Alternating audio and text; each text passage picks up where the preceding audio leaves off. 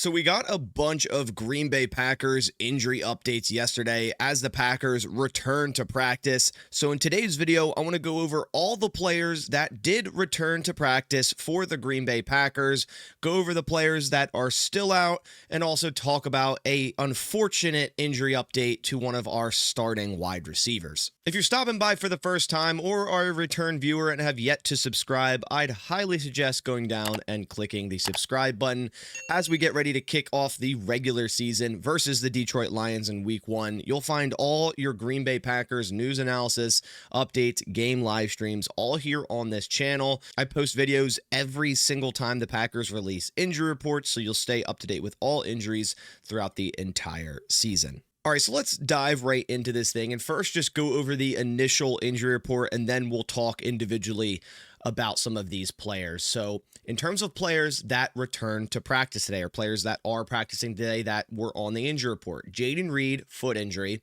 Dontavian Wicks, calf injury; Aaron Banks, back injury; Elton Jenkins, back injury; and Xavier McKinney, all practicing today. In terms of the did not participate, and this was yesterday's practice, but assume similar for today or the rest of this week: Nate Hobbs, knee injury; Zan Anderson, knee injury; Savion Williams, hamstring; and Barron Sorrell, knee injury. Now, the one thing I will say about Barron Sorrell is he wasn't placed on IR after cutdown day.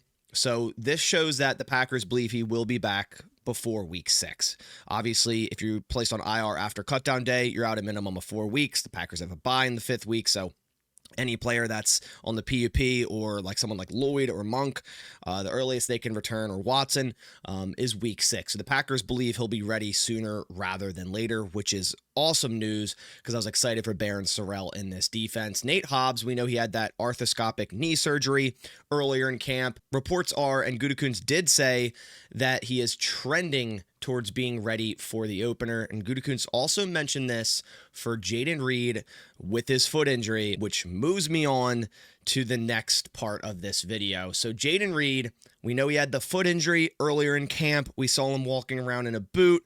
We didn't really know the details of the said foot injury, but it was just said that, okay, he's probably going to miss the rest of camp. He'll likely be ready for week 1. And it's still said here that it's trending that he'll be ready for week 1. But there is a lot more to this injury that is a big cause for concern. Right after this practice, an article was released by Jason Wilde, and it says, Packers receiver Jaden Reed returns to practice, plans to play through foot injury that often requires surgery. Jaden Reed was asked about his injury after practice, and he said, quote, I'm working through it. I didn't feel 100% today, but it felt great to be out there, I'll tell you that.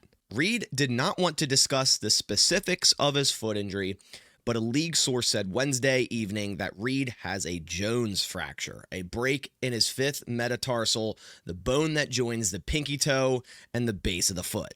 If you didn't know, Jones fractures are pretty common in terms of athletes. It's when the outside of the foot twists away from the base of the foot and a fracture occurs. And as it stated in the beginning of the article, or the headline of the article, this usually requires surgery, but it can be played on, and it can also heal without surgery with the right rest.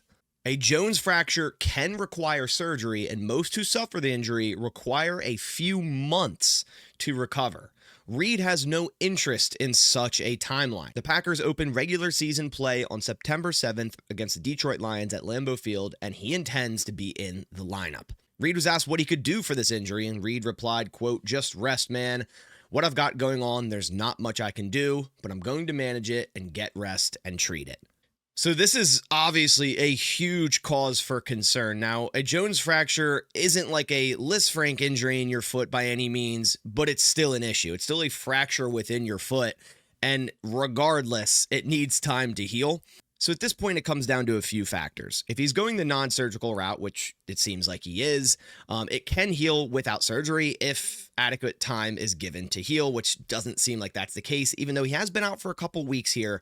So hopefully it is healed to some degree, and also doctors likely wouldn't let him play week 1 if it at least didn't show signs of healing. So obviously there's going to be a concern and a watch for this injury with Jaden Reed, because if there's not enough healing going on, in his foot, a high re-injury risk during the season is 100% on the table. The fifth metatarsal, where the Jones fracture occurs, planning, cutting, twisting, everything a wide receiver does has to do with that. So even if it doesn't re-injure, Jaden Reed is likely going to be playing through a decent amount of pain with this fracture injury. So this is obviously a big deal, right? Jaden Reed out of most of training camp. He's our premier slot wide receiver. So then you kind of rotate into, okay, what are the Packers going to do if, one, Jaden Reed isn't ready, or if he is but gets re-injured or can't play for some reason or the other? How do the Packers rotate into who plays where? Because we're already without Christian Watson. If we're out Jaden Reed as well, I mean, it's really just going to come down to putting everything on the back of Matthew Golden, Romeo Doubs, Tay Wicks. And I'll say this, McCole Hardman was added back to the practice squad. In the preseason, he played 75% of his snaps in the slot. I think he's going to be a game day call-up the first couple of weeks because of punt return duties. I 100% now doubt that the Packers are going to put Jaden Reed at punt return on top of having this injury. I mean, that would just be malpractice if they did that. So the Packers have to then rotate to another course at punt return. And I think activating McCole Hardman to put him there, but also give them depth at the slot position, right? Another option is that Matthew Golden did play over 25% of his snaps this preseason out of the slot. We know the Packers love to move their wide receivers around a bunch. So that's also going to happen if Jaden Reed is unable to play. The Packers are just going to roll with their best receivers, move them around as they see fit. Wicks can play the slot. Golden can play the slot. Doubs can play the slot. McCole Hardman can also play the slot if he's activated or then put on the active roster if Jaden Reed goes on short-term IR. We'll see how all this plays out, but it's not looking too good in my opinion. A Jones fracture is something that, yeah, you could play through, but it's a fracture nonetheless. And it's something that could get re-injured at a moment's notice for Jaden Reed, a player that is a shifty player, cuts on his feet a lot, obviously being a wide receiver. It's a massive cause for concern and just another roadblock for this Packers football team in terms of injury. As for some other important injury updates, obviously we're all watching the progress of Jordan Love and whether he's going to be 100% for week one. I fully believe he will, and there's some clips of him I'll put on the screen as well of him practicing, and he's actually giving handoffs, taking snaps, all of that sort. So he's getting into the full force of practice now, recovering from that thumb injury. And Gutekunst commented on this yesterday and said, between our receivers and him being nicked up, we haven't had the amount of work we'd like, but there's a lot of trust there with him. As for the other players that return to practice, Dontavian Wicks with that calf injury, great to see him coming back. If we lose Jaden Reed, we're going to need all hands on deck at the wide receiver position, and Wicks is a guy that can play outside, inside, like I mentioned, so it's nice to see him back at practice. Hopefully that calf doesn't flare back up. And then Aaron Banks returning is huge, obviously. The Packers have been without him for a while now, and from that, they had to put Jordan Morgan at left guard.